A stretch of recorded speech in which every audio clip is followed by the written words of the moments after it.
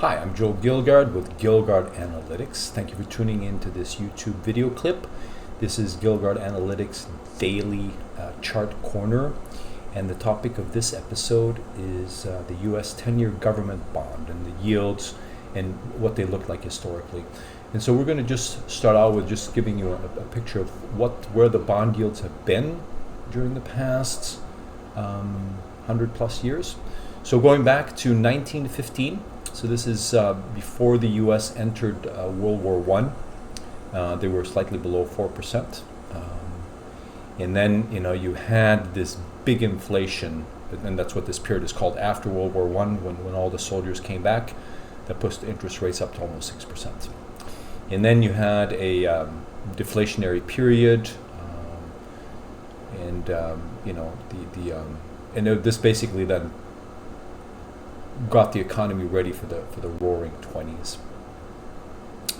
And then during the 30s up until World War II, it's actually up until after World War II, you had some real deflation with very low interest rates. And keep in mind, this bar chart graph is basically point in time year end, so it doesn't give intra-year lows and highs.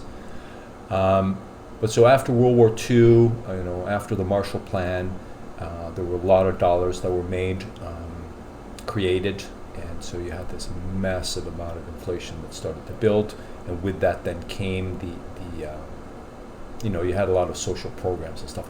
And then you had Ronald Reagan, who came in, and they started fighting unions, and they started basically trapping down on social programs. And so you had here for many, many years, for more than a generation, where you had bond yields that fell. And I think what we can see here is, at least until this changes, is 2020, COVID marks the end of this bond market rally that lasted, since the early 1980s. And so now, the market has changed. We've seen massive inflation, similar to the great inflation of the end of World War I. So, and we're right here at about 4%, similar to 1915. So very curious to what will happen there. The next bar chart that we have is just showing you year-over-year changes. And so, in the past, we had some changes, but they weren't that dramatic year to year. That wasn't until, and they talked of the 1994 bond market massacre, but, compared to so yields went down by some, went up by a certain percentage point. But I think during the right after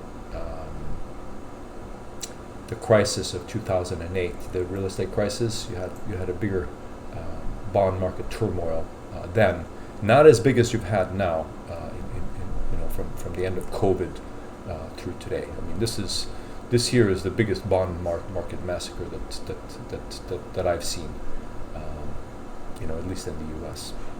And so this last chart here is to just give you an approximate understanding. This is not a one-to-one, because I don't have the formula to calculate this year to year with what the price of the bonds are.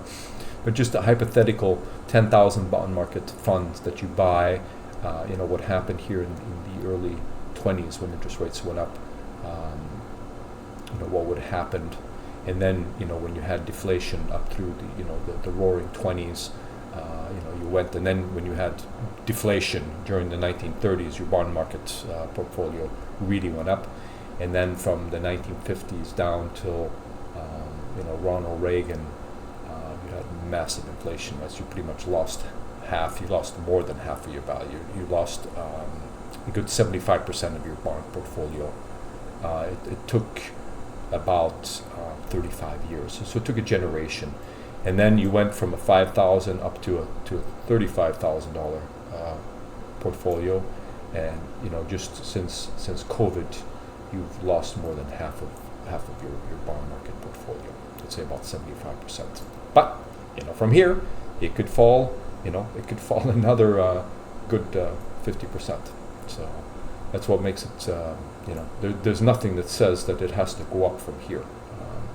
Although it is probably very likely that we're going to get a bounce. But when that happens, I'm not able to tell you. But I don't think it's a bad bet today at 4.25 or so, because this is August of 2023. If you're going to put 100,000 into the bond market, allocating 25% of it today at 4.25, 4.3, and basically intending to buy up until it hits 5% or so. That would not be unreasonable. Hope you found this video clip helpful. If you have any questions, you have any comments, please let me know. Thank you.